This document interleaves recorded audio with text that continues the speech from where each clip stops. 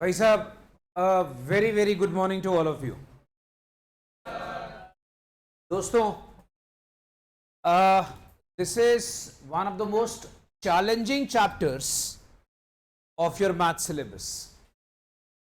मैं तुम्हें एक चैप्टर स्टार्ट करने के पहले बता देता हूं, there are two kinds of people who will actually lose the battle without fighting it, because there'll be a lot of teachers who will say, भाई चिंता मत कर शनु, परमुटेशन कॉम्बिनेशन से कुछ नहीं आएगा, छोड़ दे। भाई साहब, अगर तुम्हारा विचार इस प्रकार का है तो भाई ये चैप्टर तुम स्टार्टिंग में ही छोड़ सकते। और अगर तुम ये सोच के बैठे हो कि इस चैप्टर से कुछ नहीं आएगा तो तुम्हारी ये सोच गलत है। राइट? पहली बात, जो बच्चे ये सोच के बैठे हैं सर इस चैप्टर से कुछ नहीं आएगा, नहीं बेटा, तुम्हारा ये थॉट प्रोसेस ही रॉन्ग है। सो सारे बच्चों को मैं पहले से क्लेरिफाई कर देता हूं कि permutation combination and probability both are linked chapters, and normally I teach both chapters together. मतलब once we'll finish with this, we will immediately start with permutation combination, probability, because both these topics are very very relevant, so we will not leave it. Moreover guys, I would recommend and you can say request everyone to attend these classes on the regular basis. Right? So before we start with this chapter बेटा permutation combination, इसके ना कुछ basic fundas हैं। We will not start the chapter immediately because मैं ये मान के चलूंगा कि आप लोगों ने ये चैप्टर जिंदगी में पहले कभी नहीं करा हुआ, इवन दाउ कुछ लोगों ने शायद करा भी हो, बट बेटा ये चैप्टर जो है हम लोगों ने वहां पर कुछ शॉर्टकट टेक्निक्स के साथ करना है, कुछ फंडास के साथ करना है। तो हम लोग स्टार्ट करेंगे, हेडिंग हम लिख चुके हैं परमुटेशन कॉम्बिनेशन। आई होप बच्चा हम लोग यहां पर स्टार्ट करेंगे, हेडिंग हमारी होगी बेसिक फंडास, क्योंकि जब तक आप बेसिक फंडास अपने क्लियर नहीं करोगे आपको चैप्टर नहीं आएगा। राइट? तो पहले बच्चों को मुझे क्लेरिफाई कराने हैं बेसिक फंडास। अगर तुम लोग बेसिक फंडास नहीं क्लियर करोगे तुम्हें चैप्टर नहीं आने वाला। So let's write down what are the basic fundas. सबसे पहला फंडा, it is called as fundamental rule of counting. That's फंडा नंबर 1। क्योंकि जब ये चैप्टर स्टार्ट करोगे बेटा कुछ हमें कॉन्सेप्ट्स की जरूरत पड़ेगी, तुम्हें वो आना चाहिए। इसको हम लोग कहते हैं द सम रूल और the addition rule. It is very importantly called as the sum rule और it is called as addition rule. अब ये बेसिकली सम रूल या एडिशन रूल क्या होता है, थोड़ा सा आपको अभी एक एग्जांपल के साथ डायरेक्टली बताऊंगा कि what is it is called some rule और एडिशन रूल। जैसे फॉर एग्जांपल सपोज कर लीजिए, मैं कहता हूं आपके पास, मान लीजिए, मान लो बच्चा आपने अमृतसर से बटाला जाना है। लेट्स से भाई हम लोग अमृतसर से बटाला एक शहर से दूसरे शहर जाना चाहते हैं और हमारे पास मान लीजिए 2 बसेस अवेलेबल हैं, बस नंबर A1, बस नंबर A2। बेटा ये समझ में आ गया? मान लीजिए आपके पास 2 बसेस अवेलेबल है। अच्छा, अब मुझे एक बात बताएंगे कि आप लोग बच्चा, पहली बात जो आपको इसमें से समझ में आनी चाहिए, आप इन दोनों में से एक बस में जाओगे तो वर्ड आएगा और समझ रहे हो कि इन दोनों में से हम एक बस में जाएंगे। हम दोनों बसों में तो नहीं जाएंगे बेटा, हम अजय देवगन तो है नहीं कि हम उसके ऊपर एक बस पे पैर रखेंगे, दूसरा पैर दूसरे पैर पे रखेंगे, उसके ऊपर हम जा रहे हैं। कहानी समझ में आ रही बेटा? तो भाई साहब आप दोनों में से एक बस सेलेक्ट करोगे। तो मेरा कहने का मतलब हो गया, जहां भी वर्ड आता है और, जहां भी आपको either of the one select करना है, क्या सेलेक्ट करना है भाई? आइदर ऑफ द वन, दोनों में से कोई एक। तो वहां पर तुम्हारा लगता है एडिशन रूल। तो पहला सवाल ये उठता है, सर एडिशन रूल कब लगता है और कैसे लगता है? तो सारे बच्चों ने याद रखना है कि addition rule is applicable whenever the word is or का मतलब हो गया बेटा आइदर ऑफ द वन, कोई भी एक।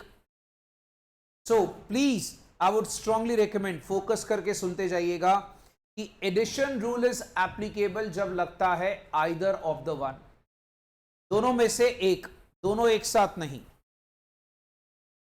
राइट अच्छा, अब बच्चा सवाल करेगा सर ये आइदर ऑफ द वन का एग्जाम्पल थोड़ा ब्रीफ और डिटेल करो इसको।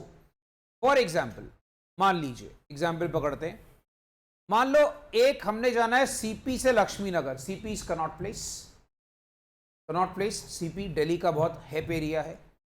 लक्ष्मी नगर जाना बेटा हम लोगों ने, वहां पर जाने के लिए मान लीजिए सीपी से लक्ष्मी नगर अगर आपने जाना है, बच्चा याद रखो, बोलता है भाई साहब 7 बसेस जा सकती हैं और 5 ऑटो जाते हैं। बेटा कितने तरीके से एक बंदा सीपी से लक्ष्मी नगर जा सकता है, आइदर बस में से या ऑटो में से? बेटा दोनों में से तो जाएगा नहीं, वही बात हो गई कि भाई एक पैर ऑटो में और एक पैर बस में, ऐसे तो तुम जाओगे नहीं भाई, तो तुम दोनों में से एक सेलेक्ट करोगे। तो वर्ड आप देखोगे मैंने बीच में क्या डाला है भाई, और। वर्ड क्या बच्चा बीच में, और। So we have 2 options of choosing of the vehicles. So we can select either bus or auto. बेटा जब जब मैं और लिख रहा हूं, और को आप हाईलाइट करते जाएंगे। तो मेरा कहने का मतलब ये हो गया भाई साहब, मेरा कहने का मतलब ये हो गया कि मेरे पास कुल मिला के वहां पर 7 ऑप्शन है अगर मैं बस से जाता हूं, 5 ऑप्शन मेरे पास है अगर मैं ऑटो से जाता हूं। तो मुझे एक बात बताओ, टोटल मिला के मेरे पास ऑप्शंस कितनी हो गई?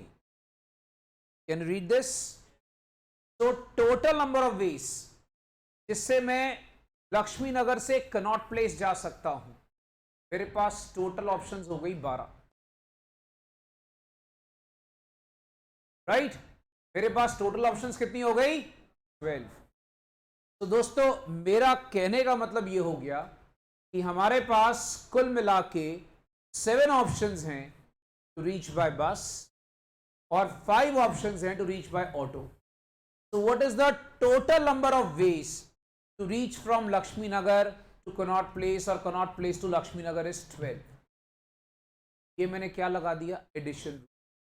अब पहला सवाल बच्चे का उठता है, सर एडिशन रूल कब लगेगा? बच्चा एडिशन रूल तब लगता है जब आपको either of the one select करना है। अब मैं तुम लोग को इस रूल की डिटेलिंग बताता हूं, उम्मीद करूंगा बच्चे साथ साथ नोट कर रहे हैं। भाई साहब तुम्हारे कलम साथ साथ चलने चाहिए। ये नोट कर लिया भाई? ये भी नोट नहीं करा? बेटा आपके कलम साथ साथ चलने चाहिए, ठीक है मेरे भाई? यहां पर मैं आपको नोट करने का मौका दे रहा हूं, जल्दी से नोट कर लीजिए फिर।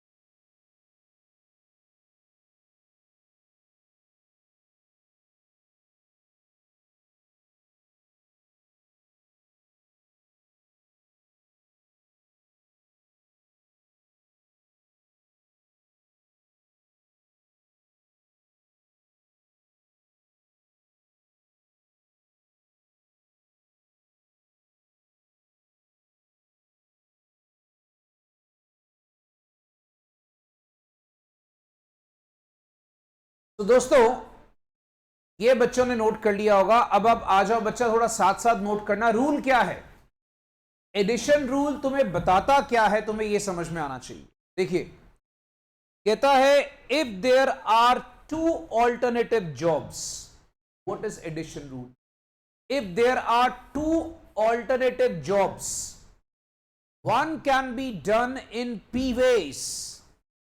एक को अगर मैं पी तरीके से कर सकता हूं, दूसरे को अगर सपोज कर लो मैं क्यू तरीके से कर सकता हूं, तो either of these can be done by P plus Q ways.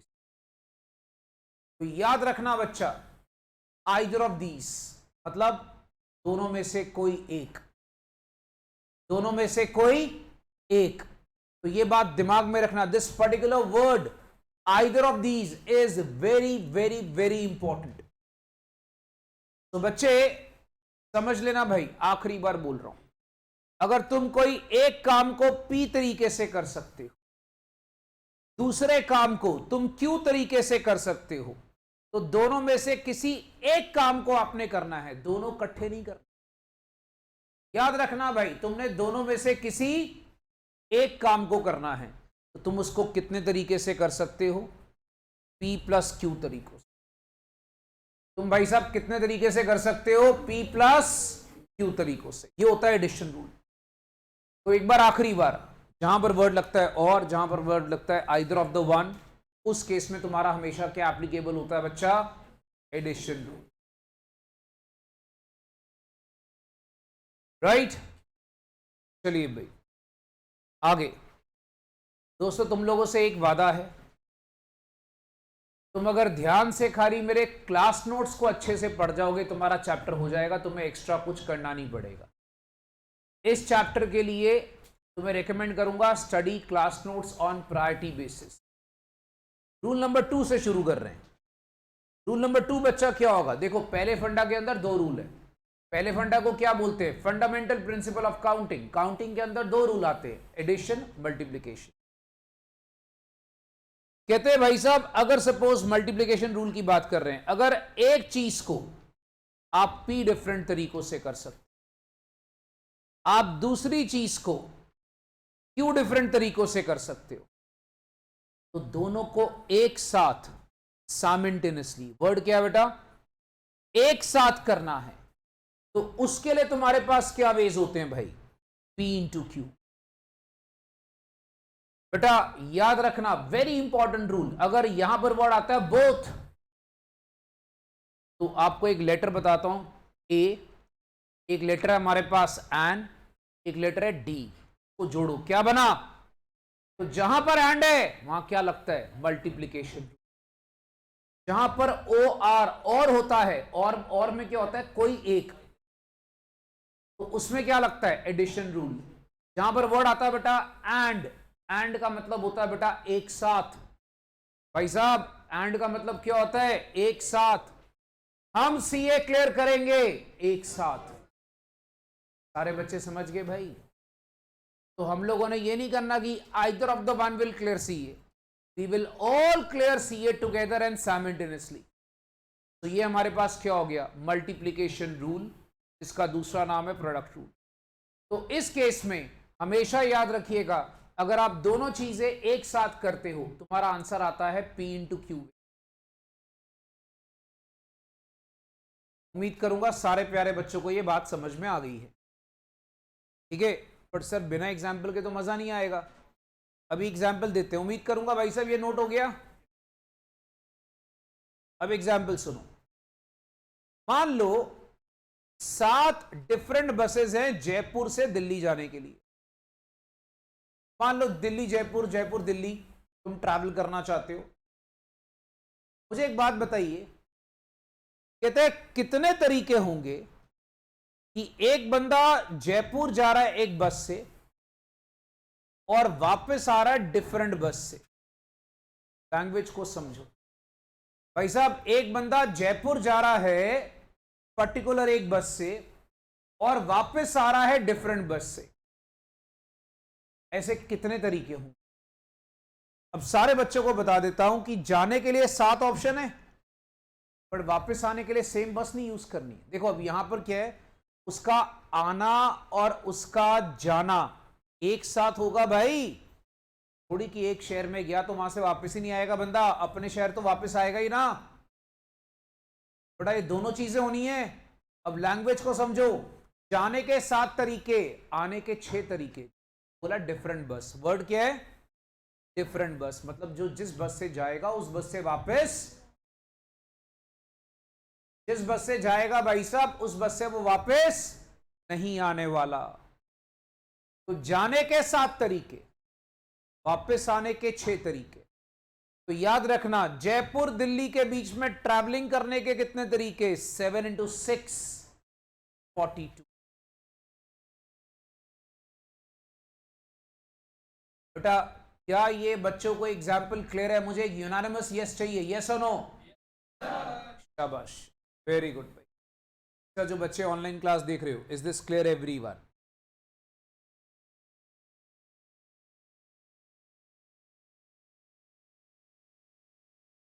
तो भाई साहब याद रखिएगा, आने और जाने का जो तरीका है तुम्हारा हो जाएगा 7 × 6 and that works out to be 42 veg.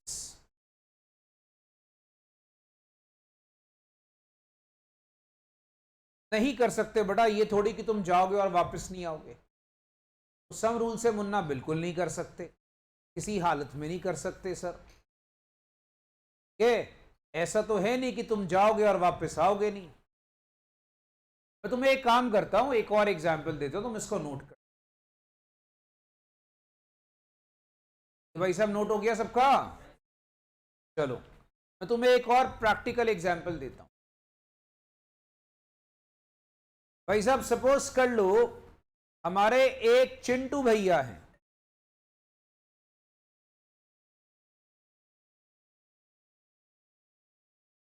प्यारे से मान लीजिए स्वीट से चिंटू भैया,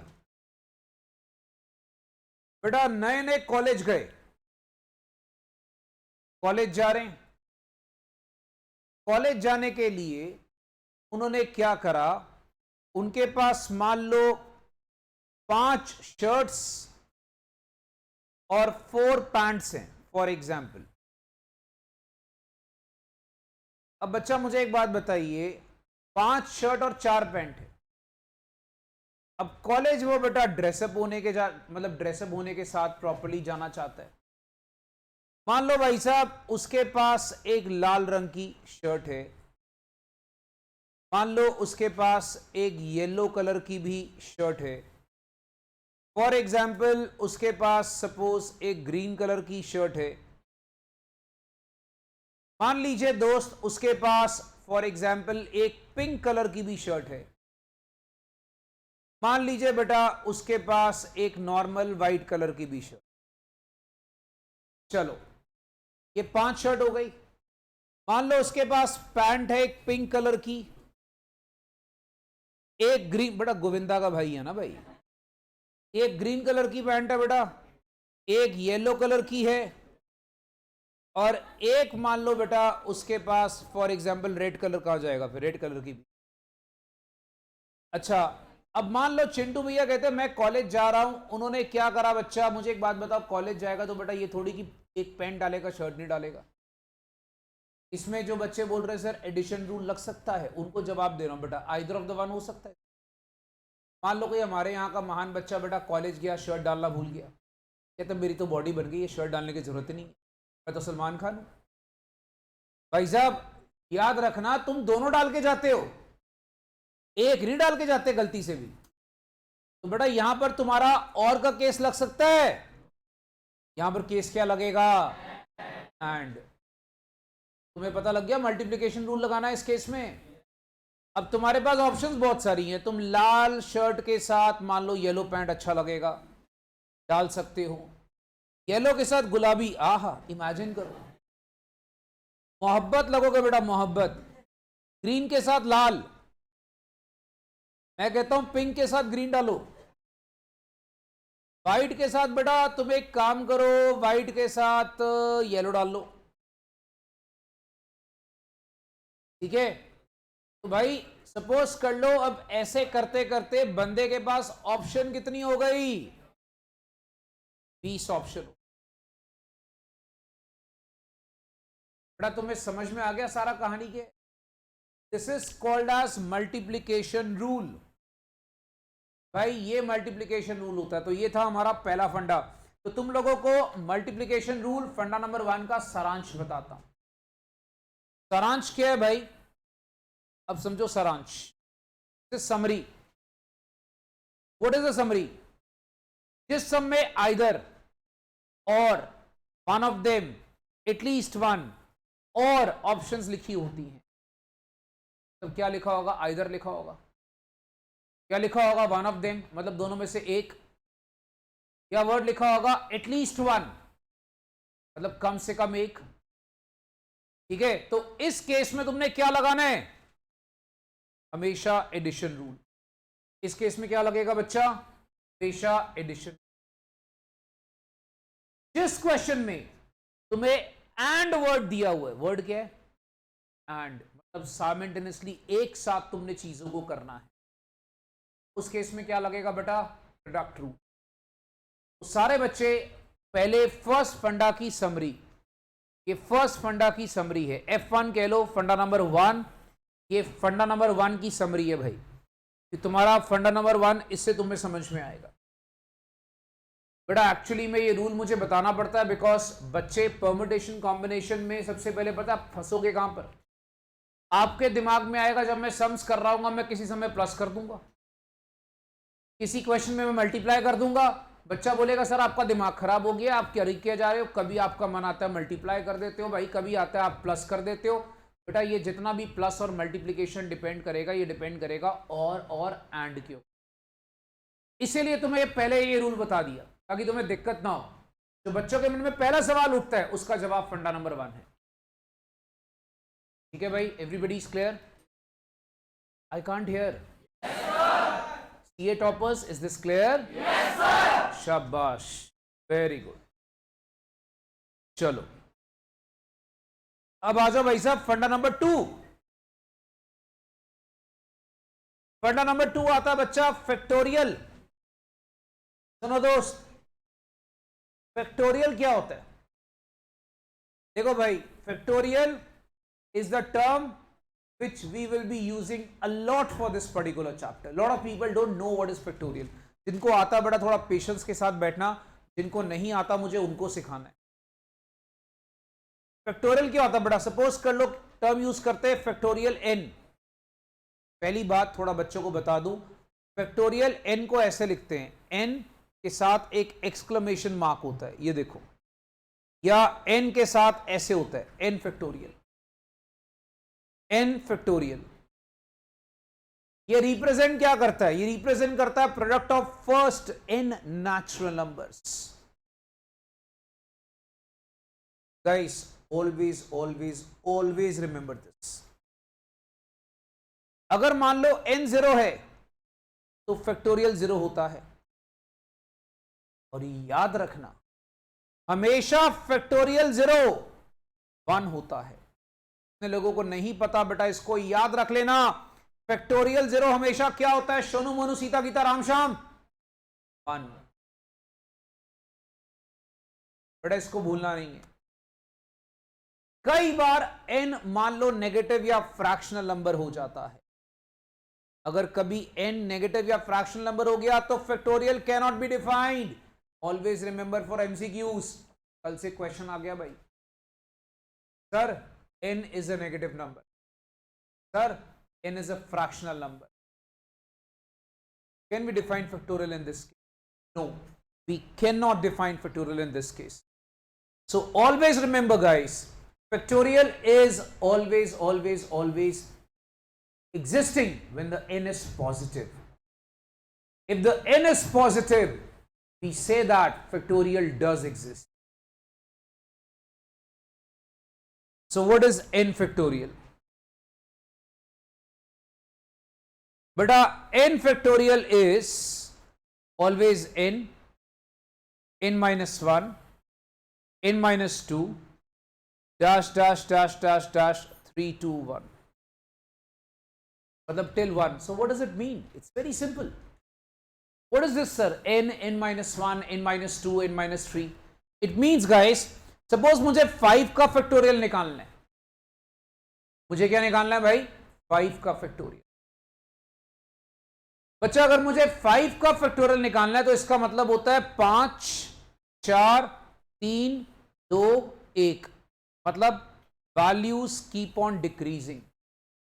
5 multiply by 4 multiply by 3 multiply by 2 multiply by 1. मतलब 1 तक तुमने जाना ही जाना है.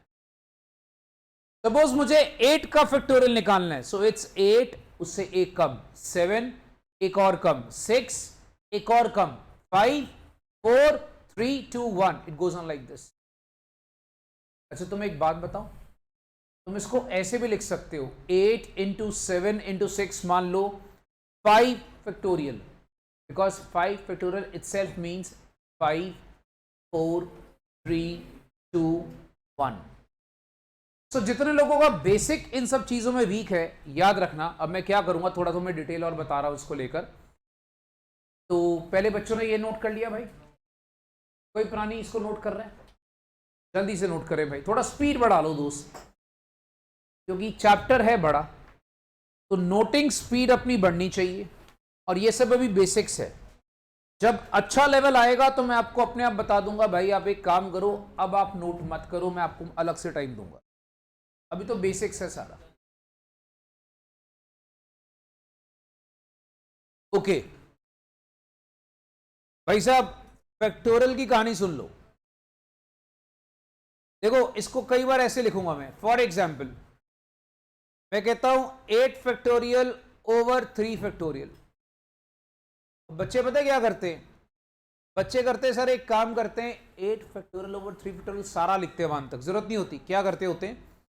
8 into 7 into 6 into 5 into 4 into 3 factorial ऐसे रोक देते हैं. क्या करते हैं भाई? 3 तक रोक देते हैं. तो नीचे 3 आ गया, 3 3 कैंसिल, बाकी तुम करते हो 8 7 6 5 4. हाँ जी करो मल्टीप्लाई. 6 7 2 0. ये लो बच्चा आंसर आप. तो फैक्टोरियल को सॉल्व करने के पहले ये बातें दिमाग में रखिएगा. अब जैसे मान लो कई बार बड़ी बड़ी वैल्यूज आती हैं, मैं बोलता हूं 26 फैक्टोरियल ओवर 23 फैक्टोरियल. तुम 26 को 1 तक थोड़ी लेके जाओगे. याद रखना भाई साहब, 26, 25, 24, 23 फैक्टोरियल पे रुक जाना, क्योंकि नीचे फैक्टोरियल फैक्टोरियल कैंसिल कर दो. तुम्हारा आंसर क्या हो गया? 26, 25, 24. मल्टीप्लाई कर लो, जो भी आता है, whatever the answer is. So guys, always remember this guys. तुम्हारे पास ये जो कहानी रहेगी, मैं ये करनी आनी चाहिए.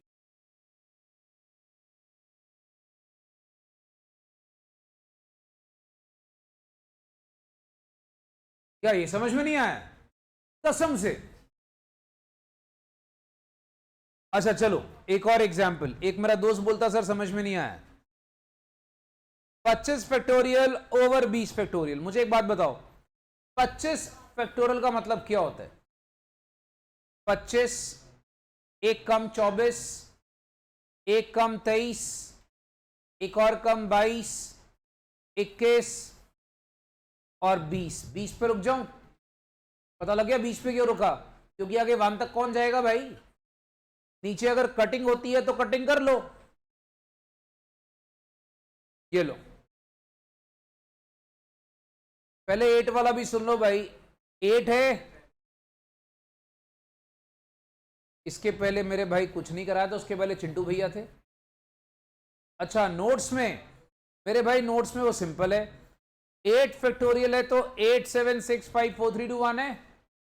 बेटा 5 4 3 2 1 को तुम 5 फैक्टोरियल भी तो लिख सकते हो दोस्त, सकते हो ना. मैं तुम्हें यही बता रहा हूं कि 8 factorial can also be written as 8 7 6 5 factorial. ये डिपेंड करेगा तुम्हारे पास डिनोमिनेटर में क्या है कटिंग करने के लिए, वहां पे रुकना है. ऐसे तो लिखने को तो तुम याद रखोगे बेटा. 8 फैक्टोरियल को तुम ऐसे भी लिख सकते हो 8 इंटू 7 फैक्टोरियल. बेटा यू अंडरस्टैंडिंग एवरीवन? पक्का? इट डिपेंड्स तुम्हारा डिनोमिनेटर पे क्या वैल्यू गिवन है, उसके हिसाब से तुमने उसको रोकना है। सपोज तो अगर तुम लिखना 9 factorial, so 9 is 9 into 8 factorial, that's it. समझ में आ गया? अब क्या सबकी आत्मा शांत? हाँ जी बेटा, एक सवाल इनका बहुत इंटरेस्टिंग सा आया है, जवाब मैं देना चाहूंगा। मेरा दोस्त कहता है सर चिंता मत करो यार, चाहे सवाल जितना मर्जी वाहियात हो, जवाब तो देना ही है। कहता है सर डिनोमिनेटर बड़ा हुआ तो ऐसे है सर। तो भाई मेरे दोस्त, तुम एक काम करो, 20 को ऊपर रोक लो, नीचे वाला खोल लो, 24, 23, 22, 21 और 20। अब बेटा कटिंग कर लो, कैसी रही? मजा आया? ठीक है। तो भाई साहब, उम्मीद करूंगा सारे बच्चों की आत्मा यहां तक शांत है। मुझे हर एक बच्चे का डाउट क्लियर चाहिए, मजाक की बात अलग है भाई, क्लियर है ना? बेटा ऑनलाइन में जो स्टूडेंट्स क्लास देख रहे हो, यहां तक आप लोग की आत्मा शांत है बच्चा? ठीक है भाई साहब, अब यहां से हम कार्यक्रम शुरू करते हैं। पहले बेसिक फंडास कर लिए, अब तुम्हें बताऊंगा परमुटेशन क्या होता है। पहले समझो व्हाट इज परमुटेशन। पहले मैं तुम्हें परमुटेशन का मीनिंग समझाता हूं। अब मैं चैप्टर शुरू करने जा रहा हूं कि परमुटेशन क्या होता है, इसका मतलब क्या है। देखो दोस्तों, बहुत सिंपल सी बात है। फॉर एग्जाम्पल, मान लीजिए यहां पर एक बंदा, उसका नाम है डोरेमोन, ये बैठा हुआ है। मान लो बेटा साथ में मिल्खा सिंह जी बैठे हैं। मान लो बेटा साथ में बीजी बैठा, बीजी कौन? बाबा गुरदासपुर बैठा हुआ। सॉरी पठानकोट है, चेंज हो गया। चलो हम एक काम करते हैं बेटा, पीके डाल देते हैं इनका नाम। पीके मतलब क्या? बाबा पठानकोट वाले। ठीक है। मान लो बच्चा यहां पर एक और हमारे शरीफ साहब, क्या नाम है दोस्त? नाम ही बड़ा बेचारा बेचारा सिंसियर सा है। चलो शरीफ आदमी बैठे ऐसे, शरीफ आदमी बैठे। अच्छा भाई, मान लो ये चार दोस्त मेरे सामने बैठे हुए हैं। डोरेमोन को इन लोग क्या शरीफ आदमी समझ के ना हर बार कोने में धकेल देते। हर बार बेचारे को क्या करते हैं, डोरेमोन को चले नुक्कड़ में छुआड़, इसको कोने में डाल देते। डोरेमोन एक दिन गुस्सा हो गया, पीके बोलता टेंशन मत ले, मैं यहां बैठ जाता हूं। अब मान लो बेटा ये बेंच है हमारी क्लास की, चार लोग बैठे, समझ लो बेंच है, चार लोग बैठे। पीके बेटा कोने में चला गया। मिल्खा कहता मैं तो अपनी जगह नहीं छोड़ूंगा। डोरेमोन कहता है हाँ आज तो मैं पंखे के नीचे बैठूंगा। और शरीफ आदमी बेचारा कुछ नहीं बोला, उसको जहां जगह मिल गई बैठ गया। अब कहानी ये बनी, अगले दिन वहां पर बेटा मिल्खा को गुस्सा आ गया, तोड़ी ऐसी दी तैसी, मेरे को पंखे के नीचे बैठना है, मेरे को खानी है क्या? हवा। तो इन्होंने क्या बोला कि भाई एक काम कर। डोरेमोन बोलता देख मैं तो फिर इधर आके बैठूंगा। अच्छा फिर अब कोने में कौन गया? मान लो बेटा अब कोने में कौन चला गया बेचारा? मान लो शरीफ आदमी, बेचारा कुछ बोलता है नहीं। शरीफ आदमी बेटा कोने में चला गया। अब डोरेमोन यहां पर आ गया। अच्छा डोरेमोन तो पहले ही आ गया था, कौन रह गया था? पीके। हाँ पीके को चलो कोई बात नहीं, जस्टिंग आदमी, कहीं भी जस्ट कर लो। अच्छा फिर अब क्या हो गया भाई? देखो शरीफ आदमी को तुम इतना दबाओगे कभी ना कभी गुस्सा तो करेगा ही। बोलता है तो डी डैश डैश हुन मैं इत्थे बहना है पंखे के थल्ले। बड़ा शराफत को कितना दबा लोगे तुम लोग? गुस्सा हो गया। उसका गुस्सा देखकर भाई मान लीजिए मिल्खा डर गया। मिल्खा बोलता टेंशन मतलब मैं इधर बैठ जाता हूं। बोलता मैं कोने में बैठता हूं। डोरेमोन इधर बैठ गया, पीके इधर बैठ गया। अब ये मैं कर क्या रहा हूं? ये मैं अरेंजमेंट्स कर कि एक बेंच में मैं चार लोगों को कितने तरीकों से बिठा सकता हूं। क्या बात समझ में आ रही है? बेंच एक ही है, मुझे 4 लोगों को बिठाना है, तो मैं 4 लोगों को मैं कितने तरीके से एक बेंच में बिठा सकता हूं? कभी एक को इधर करा, एक को इधर करा, इसको इधर डाला, इसको इधर करा, इसको नुक्कड़ में भेजा, इसको पंखे के नीचे डाला, मतलब ये क्या कर रहा हूं मैं? तो यही बेटा permutation. Permutations is basically defined by arrangement of certain number of things in a certain number of ways. तो भाई साहब अब तुम इसकी डेफिनेशन मेरे साथ लिखोगे. डेफिनेशन क्या है भाई? The ways of arranging or selecting smaller or equal number of persons or objects from a group of persons or collection of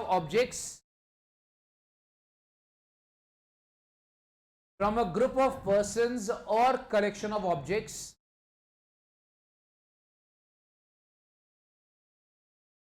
very important line, with due regard being paid to the order of arrangement or selection are called permutation. Order of arrangement or selection are called permutation.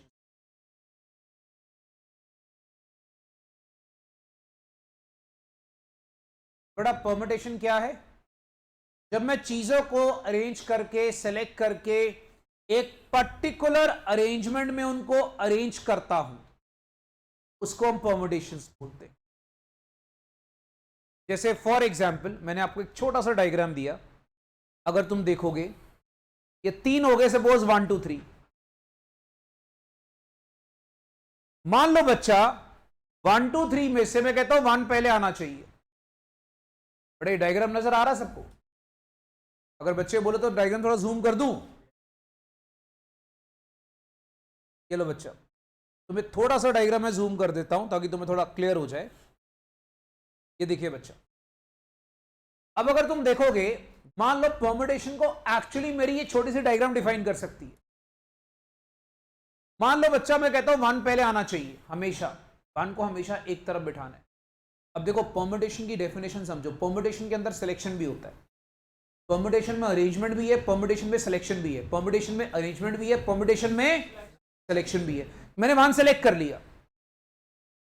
अब मैं कहता हूं मुझे 1 को एक तरफ रखना है, तो बाकी मैं क्या कर सकता हूं भाई? मैं 2 यहां पर, 3 यहां पर, या 3 यहां पर, 2 यहां पर. मान लो मैं चाहता हूं मुझे 2 को एक तरफ रखना है, मतलब 2 एक तरफ आ गया भाई साहब. तो 1 यहां पर, 3 यहां पर, 3 यहां पर, 1 यहां पर. समझ में आ रहा सारे बच्चों को? मान लो मैं चाहता हूं मेरे भाई कि मैं ना वहां पर 3 एक तरफ रखूं. यहां पर आप देखो क्या कर रहा हूं मैं एक तरफ से 1 को सेलेक्ट कर रहा हूं, 2 और 3 को अरेंज कर रहा हूं. सेकेंड पार्ट में मैं 2 को सेलेक्ट कर रहा हूं, 1 और 3 को अरेंज कर रहा हूं. मैं 3 को सेलेक्ट कर रहा हूं और 1 और 2 को अरेंज कर रहा हूं. तो यहां पर आप देखोगे permutation is both selection and arrangement. तो पहले ना जो बच्चे +1 में पढ़कर आते हैं permutation is only arrangement, that's wrong. It's not only arrangement. Permutation is also selection as well as arrangement. तो भाई साहब इस तरीके से करते करते मेरे पास कितने वेज हो गए? अगर तुम देखोगे 1 2 3 4 5 6 तरीके हो गए. So this is basically what is permutation. Okay. उम्मीद करूंगा बच्चों ने डायग्राम नोट कर लिया होगा. तो मेरे ख्याल से बच्चों को परम्यूटेशन का मीनिंग क्लियर है बच्चा? चलिए हम एक काम करते हैं, एक एग्जाम्पल पकड़ते हैं इसको समझने के लिए. मान लो दोस्त हमारे पास 2 लेटर्स हैं ए एंड बी. अब मुझे ये बताना है कि मैं 2 लेटर्स को अरेंज करके कितने वर्ड्स बना सकता हूं. बेटा 2 लेटर्स को अरेंज करके मैं कितने वर्ड्स बना सकता हूं? देखो बहुत सिंपल सा क्वेश्चन है. अगर तुम दो लेटर्स को अरेंज करके वर्ड्स बनाना चाहते हो बेटा, तुम क्या कर सकते हो? पहले ए रख लिया, फिर बी रख लिया, फिर तुम पहले बी रखकर ए रख लोगे। भाई साहब कितने वर्ड्स बन सकते हैं मैक्सिमम? आंसर आ गया। सर ऐसा क्वेश्चन आएगा? पागल हो गए हो क्या? ये तो सर अभी क्या है, अपने बेबी लोग को खिला रहा हूं, वो मेरे बेबीज। अभी तो क्वेश्चन कैसा आएगा तुम्हें पता लगेगा। सुनो, अभी तो तुम लोगों को बेटा मैं खिला रहा हूं सिर्फ। छोटे बच्चे को खिलाते हैं ना, गोदी में उठल के ऐसे, समझे छोटा बच्चा है, ओ ये वो वाला हाल हो गया बेटा। समझो अभी ये कर रहा हूं तुम्हारे साथ, बाद में एक वक्त ऐसा है तो मैं ऊपर फेंकूंगा, तुम नीचे नहीं आओगे। बात समझ में आ गई भाई? आएगा बेटा, धीरे धीरे सब वक्त आएगा। सर आप इतना डरा क्यों रहे हो? बेटा डरा नहीं रहा, जिंदगी में चैलेंज को फेस करने के लिए तुम्हें तैयार कर रहा हूं। लाइफ में हर बार तुम्हारा रोड जो होता है वो स्मूथ नहीं होता। भाई साहब तुम बोलोगे रास्ता मेरी जिंदगी का ऐसा हो, सॉरी बेटा, स्पीड ब्रेकर तो आएंगे, तुम्हें माउंटेन्स भी क्लाइंब करने पड़ेंगे। और एक बात याद रखना, तुम्हें पता है माउंटेन को क्लाइंब करने का मजा क्या है? कभी सोचा आप लोगों ने? ऊपर जाना एक बार बहुत आसान है, फिर जब बाद में, मतलब ऊपर जाना थोड़ा मेहनत लगता है, सॉरी, बट एक बार जब तुम ऊपर पहुंच जाओ, वहां से दुनिया कितनी सुंदर नजर आती है। कभी सोचा? The world is so beautiful. नीचे आना बहुत आसान है भाई, गिरने का क्या है, जब मर्जी गिर जाओ। बट यहां पर स्टे करना, यहां पे सरवाइव करना, यहां पे रहने के लिए तुम्हें लाइफ में बहुत ज्यादा एफर्ट लगाना पड़ता है। भाई साहब तुम्हें तरक्की करने के लिए याद रखो, इन 4 लेटर्स का अरेंजमेंट चाहिए, परमुटेशन चाहिए। इन 4 लेटर को घुमाते रहो। S sincerity, D dedication, H hard work, L luck. Luck चाहिए? यस डेफिनेटली होता है, याद रखो बेटा। बट मेरे हिसाब से अगर तुम परमुटेशन करते हो तो जिस बच्चे ने ये 3 लेटर पहले अरेंज कर लिए, एस डी एच कर लो या एच डी एस कर लो, कुछ भी कर लो, तुम्हारा जो एल है वो लास्ट में ही आता है। बिकॉज लक के बारे में एक लाइन कही जाती है बच्चा, अ रियल मैन और women both is actually that person, या हम कह सकते हैं real person is that person who creates his own luck. तो अपनी डेस्टिनी को अपने हाथों से लिखने की ताकत रखो, एसडीएच के साथ खेलते रहो, एल तुम्हारा लास्ट में लगा हुआ है, एल मतलब लक। यार बच्चों को बता दो ना भाई, ठीक है भाई? ओके आगे आइए भाई, अब हम आते हैं बेटा नेक्स्ट क्वेश्चन पे। 3 लेटर्स हैं ABC, in how many ways 3 letters together can be arranged? अब देखो बेटा 3 लेटर्स है एबीसी, और कितने वेज में तुम इन 3 लेटर्स को अरेंज कर सकते? देखो दोस्त, अब इसको लोग अपने अपने तरीके से करते हैं। मैं क्या करता हूं, मैं बच्चों को भी रेकमेंड कर रहा हूं, एक चीज सिखाने जा रहा हूं, और ये तुम्हें अभी इजी सम में तो तुम्हें इतनी अच्छी नहीं लगेगी। मैं तुम्हें कहा था ना जादू सिखाऊंगा बहुत सारे, सम को करने का शॉर्टकट तरीका, परमुटेशन को करने का, स्टेटमेंट प्रॉब्लम्स को करने का एक बहुत अच्छा मेथड होता है, उसको मैं नाम देता हूं डब्बा मेथड। क्या नाम है बच्चा इसका? डब्बा मेथड, याद रखना। अब भाई साहब डब्बा मेथड क्या है, गौर करिएगा। तुम बताओ तुम्हारे पास कितने लेटर्स हैं? 3 डब्बे बना लो, जितना तुम्हें दिया हुआ उतने डब्बे बना लो। बना लिया? अब मुझे एक बात बताओ बेटा, तुम पहले डब्बे में एबीसी में से कोई भी एक लेटर डाल सकते हो? तो पहले डब्बे को फिल करने के वेज कितने हो गए? Agreed everyone? अब एक लेटर फर्स्ट बॉक्स में फिल हो गया, दूसरे के लिए वेज कितने हो गए? एक लेटर यूज हो गया, आखिरी के लिए वेज कितने हो गए? तो ये क्या हो गया बच्चा? 3 × 2 × 1 6 वेज। अब बताओ सर मल्टीप्लाई क्यों करा? बच्चा फिर से परेशान, सर आपका दिमाग खराब हो गया, मल्टीप्लाई क्यों कर रहे हो? ओ भाई तीनों को इकट्ठे अरेंज करना है, टुगेदर वर्ड है, टुगेदर। टुगेदर का मतलब क्या होता है? Multiplication rule. समझ में आया मल्टीप्लाई क्यों करा मैंने? पल्ले पड़ गया सारे बच्चों को? इसलिए मैंने तुम्हें एडिशन रूल और मल्टीप्लिकेशन रूल पहले ही करा दिया था, क्योंकि बच्चे के मन में पहला सवाल उठता है, सर आप किसी में प्लस करी जा रहे हो, किसी में मल्टीप्लाई करी जा रहे हो। तुम्हें अब पता लगेगा मैंने मल्टीप्लाई क्यों करा। ओके बेटा, मैथमेटिकली जब हम परम्यूटेशन को रिप्रेजेंट करते हैं ना, तो एक फॉर्मूला भी होता है जो मैं यूज करूंगा। इसको कहते हैं बेटा फॉर्मूला एन डिफरेंट थिंग्स का।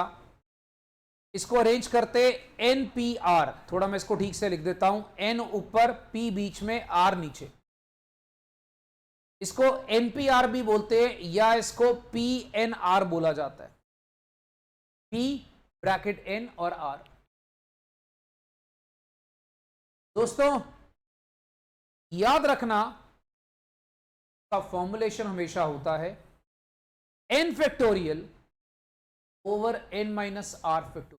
Always remember this, it is N factorial over N minus R factorial.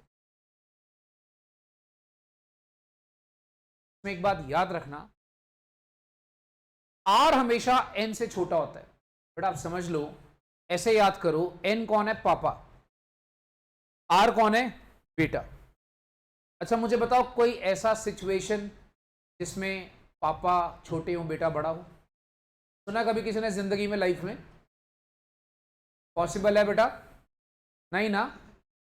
तो याद रखना भाई, जिस तरीके से ये पॉसिबल नहीं है, उस तरीके से तुम्हारे लिए ये भी पॉसिबल नहीं है कि आर जो है वो छोटा हो, सॉरी आर बड़ा हो और एन छोटा। ऐसा कभी नहीं होगा।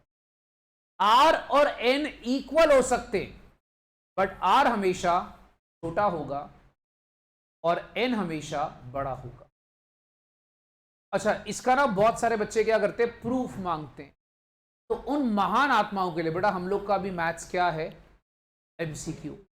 तो एमसीक्यू लेवल पे हमें प्रूफ वगैरह की जरूरत नहीं। तो उन बच्चों के लिए मैंने खास कर लिखा बेटा proof is not required, so don't waste your time.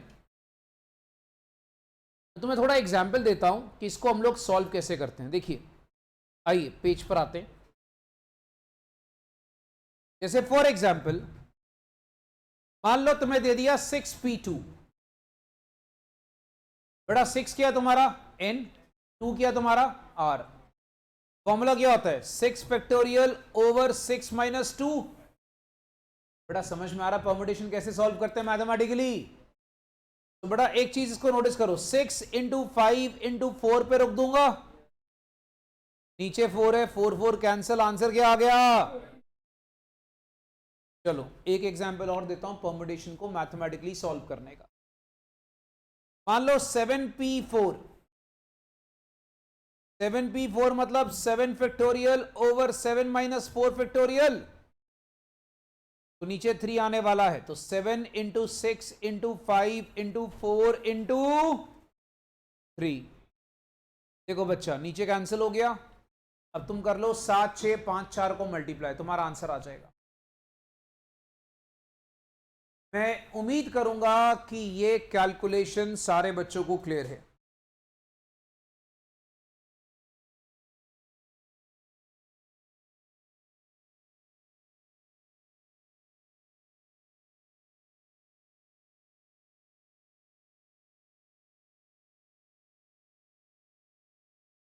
Okay, so can we start with now permutation का main part? Everybody is clear with the basics? Okay, चलो सारे बच्चे याद रखना, परम्यूटेशन के सम जब तुम करोगे ना, तो तुम्हें मेरे भाई वहां पर कुछ सम्स आते हैं डिफरेंट वैरायटीज। देखो मैंने क्या करा है, मैंने तुम्हारे लिए खासकर परम्यूटेशन के क्वेश्चंस की वैरायटी तैयार करी। तो पहला टाइप क्या है, ये होगी सारी एल्जेब्रिक इक्वेशंस वाली प्रॉब्लम। तो हेडिंग लिखो बेटा टाइप ऑफ प्रॉब्लम्स परम्यूटेशन। अभी परम्यूटेशन शुरू हो चुका है हमारा, और तुमने लिखना बच्चा type 1। Know what is type 1? Type 1 is basically algebraic application problems. अब सवाल उठता है भाई कि what is algebraic application problems. बच्चा सीधा एग्जाम्पल के साथ देखो, परम्यूटेशन के अंदर सम्स होंगे तुम्हारे पास मेनली दो तरह के, एक होंगे स्टेटमेंट वाले, एक होंगे एल्जेब्रा वाले। एल्जेब्रा में जिसमें एन उन आपको यूज करना होता है उसको हम एल्जेब्रा वाला प्रॉब्लम बोल देते हैं। उसमें ज्यादातर तुम क्या यूज करोगे भाई, कभी तुम एन का इस्तेमाल कर लोगे, कभी कुछ करोगे। तो दोस्तों इस केस में तुम एक सम लिखो, तुम्हारे सामने है 13579 की वैल्यू जानी है 2n-1 तक, और नीचे तुम्हें ऑप्शंस लिखी हुई है अलग अलग।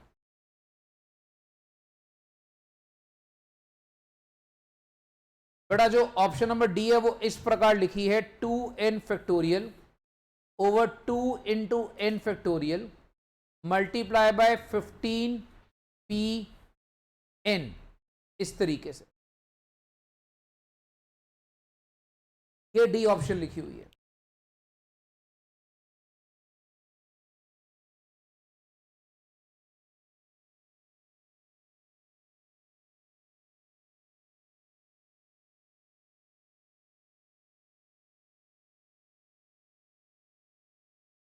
अब तुम्हें मैं याद कराता हूं, देखो दोस्तों आप सबको मैंने एक बात बताई थी कि ऐसे क्वेश्चंस जब भी एन वाले आते हैं, याद है हमने इसके पहले भी सीरीज करा था, मैंने सीरीज में तुम्हें क्या बताया था, कुछ ना मेंशनो एन को 2, 3, 4 पुट करो, याद है?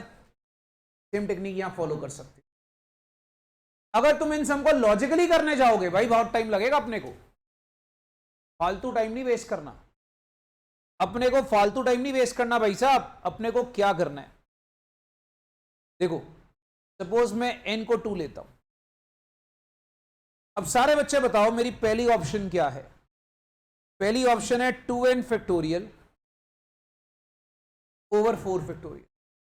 तुम एक काम करो, तुम 2 इंटू 2 फैक्टोरियल ओवर 4, 4 होता है 4 इंटू 3 इंटू 2 इंटू 1। बेटा अगर तुम इसको नोटिस करते हो, जब मैं इसको ए ऑप्शन में डालता हूं तो मेरे पास ये वैल्यू क्या आती है, 2 इंटू 2 इंटू 1 ओवर 4 3 2 1। बेटा 2 1 कैंसिल हो गया, ये कटिंग करा। बेटा समझ में आ रहा सारे बच्चों को? तो ये घूम फिर के आंसर क्या आ गया? मुझे एक बात बताओ, n2 लेने का मतलब ये जो पहली दो टर्म है इनका प्रोडक्ट, इनका प्रोडक्ट, क्या ये 3 आ रहा है? n को 2 लेने का मतलब होता है पहली दो टर्म का प्रोडक्ट, क्या ये 3 आ रहा है? बेटा is not equal to 3, so this cannot be answer, a cannot be answer। अब एक काम करो, b ले लो बेटा। b में तुम देखोगे 2n factorial over 2 into n factorial. देखो पहले मैं तुम्हें एक चीज बताता हूं, ये लिखा हुआ आपके पास 2 इंटू n फैक्टोरियल। पहली बात ढक्कन, एक बात सोचो, 2n फैक्टोरियल और 2 इंटू n फैक्टोरियल, बात तो एक ही है, तो कैंसिल होकर वैसे ही आंसर वन आ जाएगा, इसके अंदर तो वैल्यू डालने की जरूरत नहीं है। तो यार 2 इंटू n फैक्टोरियल और 2n फैक्टोरियल बात तो एक ही है, तुम्हारा आंसर 3 आएगा इसमें। एक काम करो, सी ऑप्शन लो। सी ऑप्शन तो मैं ऐसे लिखा हुआ, देखो ब्रैकेट में 2n फैक्टोरियल, 2 की पावर n और n फैक्टोरियल। बच्चा अब ये जो 2n फैक्टोरियल लिखा है मतलब ये 2 भी साथ में फैक्टोरियल में है, तो 2 इंटू 2 इस पूरे का फैक्टोरियल ओवर 2 की पावर 2, और नीचे आप देखोगे 2 factorial. Are you understanding guys मैं क्या कर रहा हूं? तो बेटा 2 इंटू 2 मतलब हो गया 4 फैक्टोरियल, नीचे आ गया 4 इंटू 2 इंटू 1। क्लियर हो गया भाई? अब मुझे बताओ ऊपर 4 फैक्टोरियल क्या होता है, डिनोमिनेटर क्या है? क्या ये आंसर 3 आ रहा है? यस।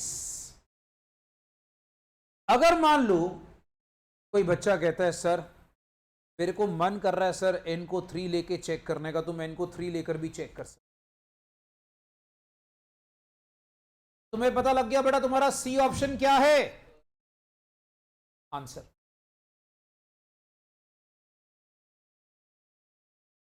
ये लो बच्चा, I hope the first question is clear. Okay भाई साहब, अब क्वेश्चन तुम्हारे पास आ गया। कहता अब एक काम करो भाई, 6 फैक्टोरियल, 7 फैक्टोरियल और 8 फैक्टोरियल का एलसीएम निकाल।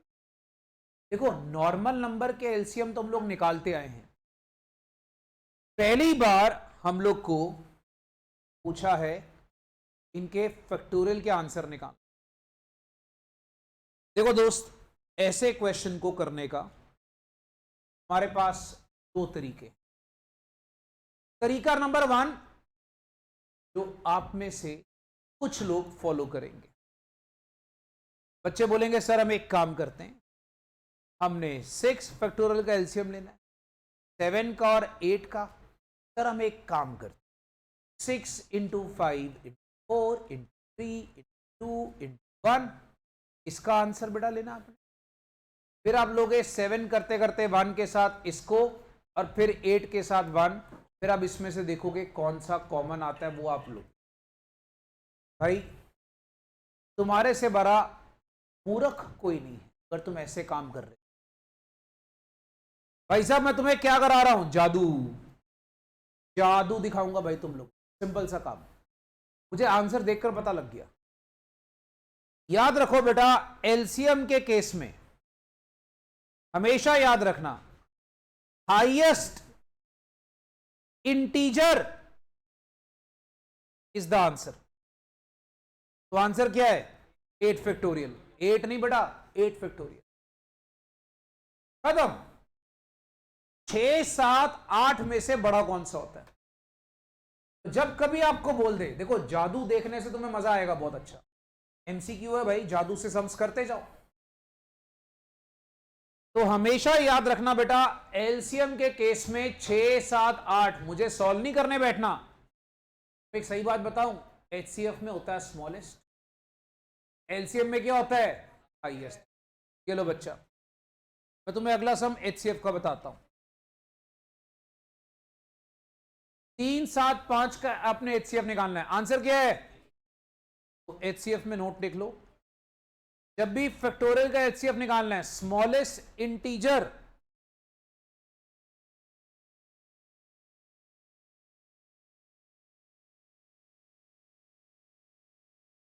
Is the answer.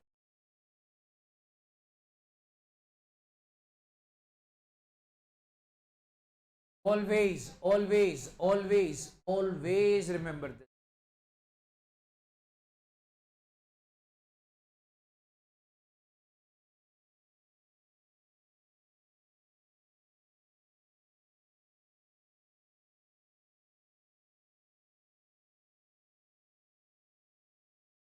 हाँ जी, विल वी प्रोसीड गाइस। बहुत बढ़िया, सुनो, 1/4, 1/5, x/6 फैक्टोरियल है। मुझे यहां पर x का आंसर निकालना है। अब देखो, तो तुम्हें थोड़ा सा टेक्निक सिखा देता हूं। मुझे यहां पर x का आंसर निकालना। देखो दोस्त, बहुत सिंपल सी कहानी है, अगर तुम थोड़ी सी अकल लगाते हो सम बहुत इजी है।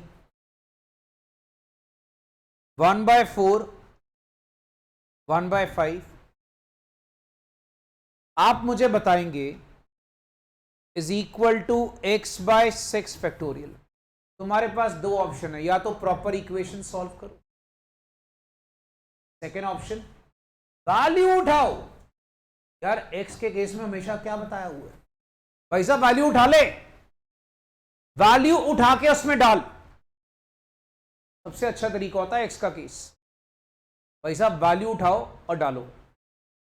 अब मुझे एक बात बताओ, सपोज मैं ऑप्शन ए लेता हूं, पहले मैं इसको थोड़ा सॉल्व कर लूं भाई। 4 और 5 में बेटा 5 फैक्टोरियल एलसीएम आता है, मैंने बताया ना एलसीएम में हाईएस्ट वाला आंसर होता है। अब मुझे एक बात बताओ, 5 फैक्टोरियल को जब तुम 4 फैक्टोरियल से डिवाइड करोगे, रफ में करके देख लो, 5 फैक्टोरियल को 4 से डिवाइड करते हो, तुम्हें शायद पता होता है 5 इंटू 4 फैक्टोरियल ओवर 4, मतलब ये कैंसिल होके क्या रह जाता है। तो ये सब चीजें मैंने स्टार्टिंग में सिखा दी हैं। These basics I've taught you in the very beginning. तो गाइस ये क्या आ गया 5, ये क्या आ गया 1, तो मेरा इस तरफ का आंसर क्या आता है 6/5 फैक्टोरियल। मतलब मेरे को यहां पर x के अंदर एक ऐसी वैल्यू डालनी जो कट कटा के 6/5। Let's take B option as an answer, क्योंकि वो 36 और 6 थोड़ा देखो ना कटिंग होता है, देखकर पता लग जाता है। तो 36/6 फैक्टोरियल।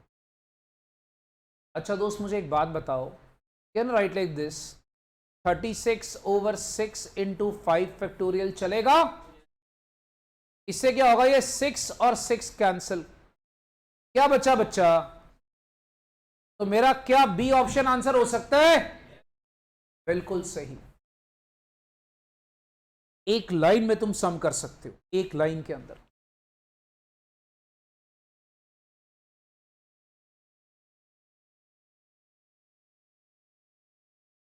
बेटा ये क्लियर है सारे बच्चों को? बेटा जादू से क्वेश्चन करो, जादू से सुखी रहोगे। सम जल्दी होगा, सम फास्ट होगा, और जादू के साथ करो। अगर सपोज कर लो तुम्हारा सम दिया है 15 PR 2730, तुमने आर निकालना है। अब देखो बच्चे हैं यहां पर दो प्रकार के, आर निकालना चाहते हो बच्चे भाई दो प्रकार के। पहला प्रकार शरीफ बच्चे, जीवन में लुच्चे बनो बेटा, शराफत में कुछ नहीं रखा। शरीफ बच्चे sir 15 factorial over 15 minus R factorial is equal to, अच्छा कुछ लोग तो नोट करना ही बंद कर देते, मैं शरीफ वाला मेथड बोलता हूं। कुछ आइटम लोग बोलते हैं छोड़ यार नोट ही नहीं करना, हमने टाइम वेस्ट होगा। सही कर रहे हो तुम? मैं तुमसे पूछ रहा हूं ढक्कन, क्या तुम सही कर रहे हो? अच्छा अपने आप ही खुश हो गए, हाँ सर ने बोला सही कर रहे हैं। देखो बच्चा ये सब चैप्टर में तो मैं तुम्हें रेकमेंड नहीं करूंगा शराफत दिखाओ। ये सब चैप्टर में शराफत दिखाने गए ना बेटा, तुम्हारी शराफत गई तेल लेने। लुच्चे बनो अगर तुमने परम्यूटेशन कॉम्बिनेशन सीखना। अब तुम इसको सॉल्व करने बैठोगे, आर निकालोगे। कुछ लोग ये भी करते हैं, यहां तक करने के बाद ना ऑप्शन में से वैल्यू पुट करके कटिंग करने की कोशिश करते हैं, वो भी करने की जरूरत। जादू भैया की जय। मुझे एक बात बताओ, हमारे पास भैया कैलकुलेटर नाम का एक जंतर है, हम लोग क्या उसका इस्तेमाल करते हैं? बेटा बीइंग अ सीए बेटा तुम्हारी तो ये सौतन है, याद रखो। एक तुम्हें अपनी बीवी से प्यार होगा और एक तुम्हें कैलकुलेटर से। याद रखो, sometimes your wife might feel jealous of this calculator. Why? Because you will touch this more than your wife. याद रखना। ओके तो भाई साहब अब ये क्या करना, आपने 15 लिया। भाई साहब 15 को मुझे एक बात बताओ, 15 से नीचे एक कम क्या होता है? 14। मल्टीप्लाई करा, एक और 13 से मल्टीप्लाई कर लो, कितना आ गया? 2730। मतलब 15 इंटू 14 इंटू 13 मेरा 2730 आ जाता है। कितनी बार में आता है? 3 बार में आता है। तो मेरा आंसर क्या है? ठीक लगा भैया जादू? जब भी आर निकालना है तुम इस प्रकार कैलकुलेशन कर सकते।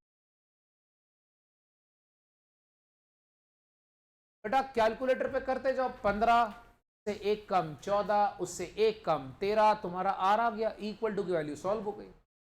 अच्छा कुछ बच्चे बेचारे +1 में शायद ये चैप्टर था आप लोग को, गाली निकाल रहे हो क्यों करा हम लोगों ने +1 में।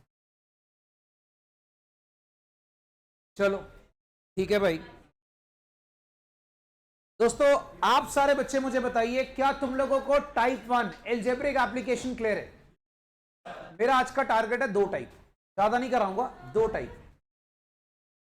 बहुत स्लोली चल रहा हूं भाई। अब आ जाओ टाइप नंबर 2। हम लोग अब कुछ पकड़ेंगे बड़ा, लैंग्वेज प्रॉब्लम्स। लोगों ने गाना सुना है, धीरे धीरे से मेरी जिंदगी में आना और जादू दिखा के चले जाना।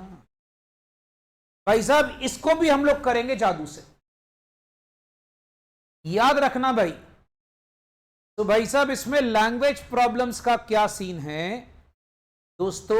लैंग्वेज प्रॉब्लम में तुम्हें स्टेटमेंट दी होगी, तुमने उसको करना है। तुम लोग को याद है मैंने 2 मिनट पहले तुम्हें एक डब्बा मेथड कराया था। मैंने कहा था डब्बे का तुम्हें सहारा होगा बेटा, ठीक है? डब्बा बेटा एकमात्र सहारा होता है इंसान का। तो तुम्हें एक छोटा सा एग्जांपल देता हूं, जिससे तुम्हें डब्बा मेथड ज्यादा क्लियर होगा। कहते हैं how many 3 letters word can be form by using the letters of the word square. अब सिंपल क्वेश्चन है, स्क्वायर, स्क्वायर से तुमने 3 लेटर का वर्ड बनाना है। 3 लेटर का मतलब हो गया 3 डब्बे।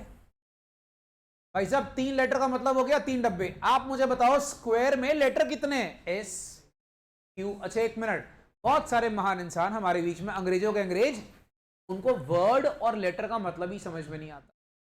वो वर्ड को भी बोलते हैं लेटर है, उनको डिफरेंस नहीं पता। बेटा लेटर का मतलब होता है जैसे S Q U A R ई, ये 6 लेटर हो गए और वर्ड एक है। वर्ड एक है, कौन सा? स्क्वायर।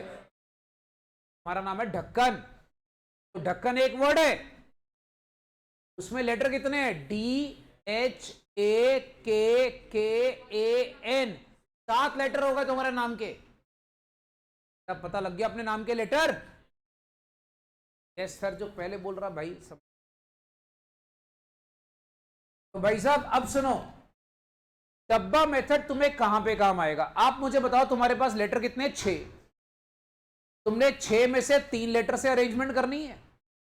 देखो सम तुम कर सकते हो 2 तरीके से, या तो तुम फॉर्मूला लगाओ या तुम डब्बा मेथड लगाओ।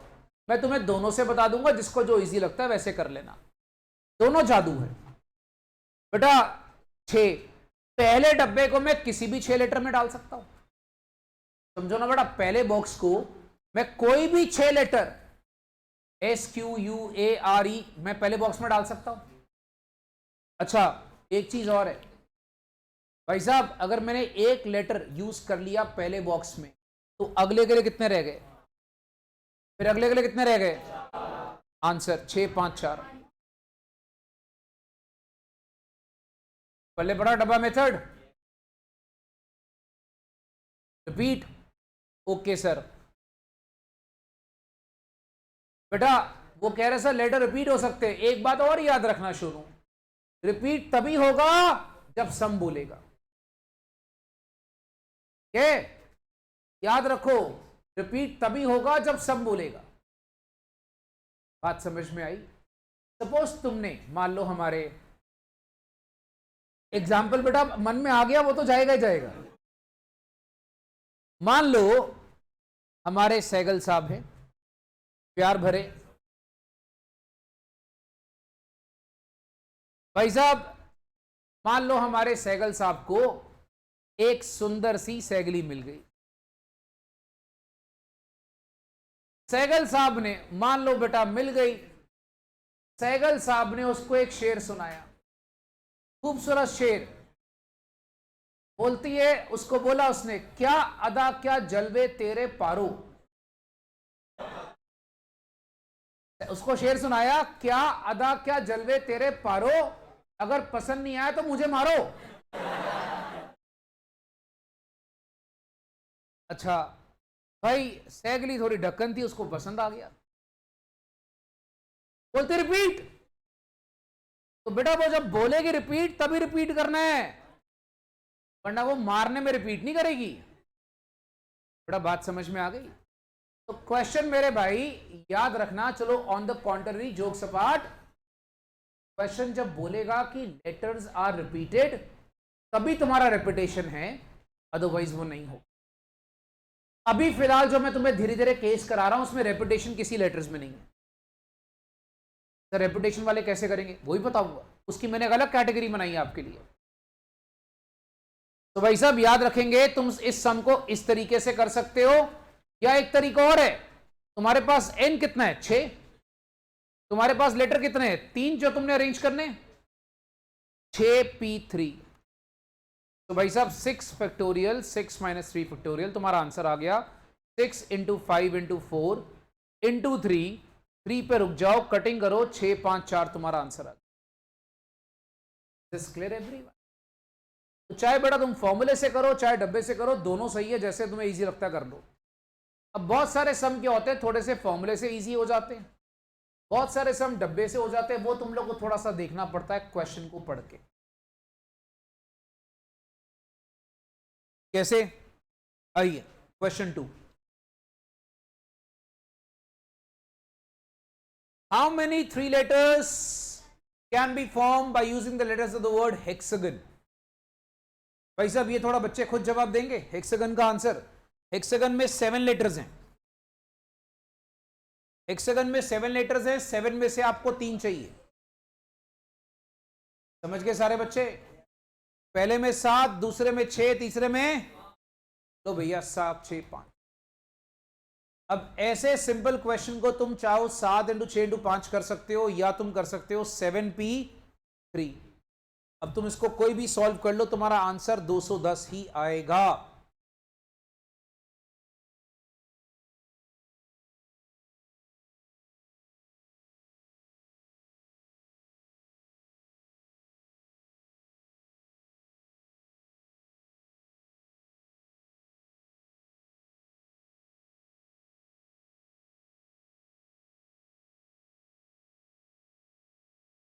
बेटा मैं उम्मीद करूंगा सारे बच्चों को हमारा प्यारा डब्बा मेथड या फॉर्मूला दोनों क्लियर हो रहा है।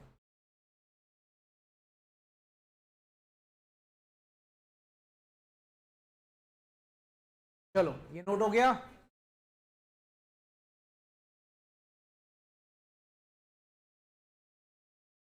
डन हो गया भाई साहब? आगे,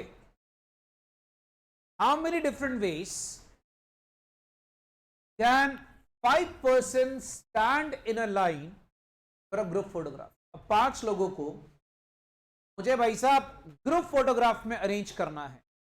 देखो 5 लोगों का मतलब हो गया 5 डब्बे बन गए। अच्छा मुझे एक बात बताओ, एग्जाम्पल स्टार्टिंग में दे रहा था बेटा, डोरेमोन है, पीकी है, मिल्खा सिंह है, शरीफ आदमी है, याद है सारे बच्चों को? ये कुछ कुछ वैसा ही है। मुझे यहां पर 5 के 5 लोगों को अरेंज करना है। मुझे बताओ, पहले मान लो मैं किसी एक बच्चे को अगर यहां पर इस पोजीशन पे खड़ा करना चाहता हूं, इस पोजीशन पे खड़ा करने के वेज कितने हैं? 5। अब यहां पर एक बच्चे को मैंने खड़ा कर दिया, वो बच्चा अपनी जगह से हिलेगा नहीं, तो बाकी कितने बच्चे रह गए? अगले में कितने बच्चे रह गए? अगले में और अगले में 1। आंसर 120। अब अगर मान लीजिए कोई बच्चा ऐसे नहीं करना चाहता, फॉर्मूले से चाहता है, भाई साहब फॉर्मूला बहुत सिंपल है, 5p5। क्यों? तुमने 5 में से 5 लोगों को अरेंज कर, 5 में से 5। अब पिछले समय याद करो, 7 में से 3 लेटर थे, 7p3 था। यहां पर 5 के 5 को अरेंज करना है, तो मेरा आंसर क्या बनता है? 5p5।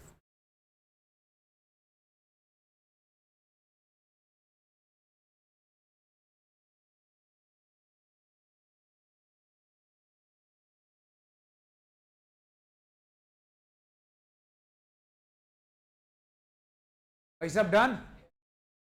आगे सुनो। मान लो बेटा एक सीए वालों की फेयरवेल हो रही है, मान लो तुम सारे सीए बन गए, मैंने मान लो वर्ड डाला,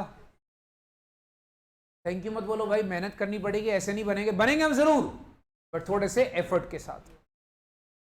भाई साहब फर्स्ट सेकंड थर्ड प्राइजेस हमने देना है सीए फेयरवेल पे, जहां पे 13 लोग 13 एग्जिबिट्स, दैट मीन्स 13 स्टूडेंट्स हैं वहां पर, अब ये कह सकते हो। अब मुझे बताओ कितने वेज में मैं इन प्राइज को अवॉर्ड कर सकता हूं। देखो बहुत सिंपल है, 13 में से 3 है बेटा, समझ रहे हो बेटा, 13 में से 3, 13 लोगों को 3 प्राइजेस बांटने। तो पहला प्राइज जब आप देख रहे हो फर्स्ट प्राइज 13 में से किसी भी बंदे को दिया जा सकता है, उसके कितने वेज हो गए 13। दूसरा प्राइज अगर एक फर्स्ट प्राइज का बंदा सेलेक्ट हो गया फिर क्या हो गया 12, फिर क्या हो गया 11, मल्टीप्लाई कर लो। या तुम ऐसे भी कर सकते हो 13p3, याद रखना ये एक ही बात होती।